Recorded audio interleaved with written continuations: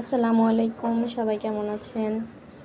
তো এই তো একটু আগে আমার শ্বশুর আসলো গ্রামের থেকে, জামালপুর থেকে। তো আমাদের ক্ষেতে যে সবজিগুলো হয়েছে ওই সবজিগুলো নিয়ে আসছে। এগুলো কেনা সবজি না, কিন্তু এগুলো সব হচ্ছে গিয়ে আমাদের ক্ষেতের।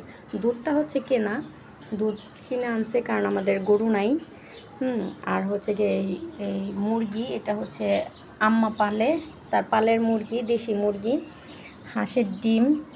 হাঁসের ডিম নিয়ে আসছে, আরও নিয়ে আসছিল, আমার দেবরকে দিছি, ওদেরকে অর্ধেকটা দেওয়া হয়েছে। আমাদের ক্ষেতের বেগুন, সাদা বেগুন, এগুলা ডাঁটা, তারপরে হচ্ছে গিয়ে লাউ, তারপর হচ্ছে গিয়ে লাল শাক, সাদা শাক, তারপর হচ্ছে আরেকটা হচ্ছে গিয়ে পাট শাক।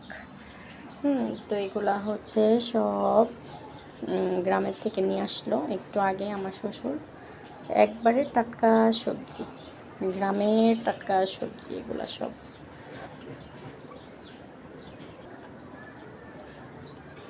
তো অনেক দূরের থেকে আসছে, তো এত কিছু নিয়ে আসছে, এটাই হতভম্ব হয়ে গেছে। আরও নিয়ে আসছে, এগুলা হচ্ছে আমার দেবরকে দিছে কিছু, আমাকে দিছে কিছু, মানে একবারে সমান সমান করে নিয়ে আসছে। তো সবাই ভালো থাকবেন। আল্লাহ হাফেজ।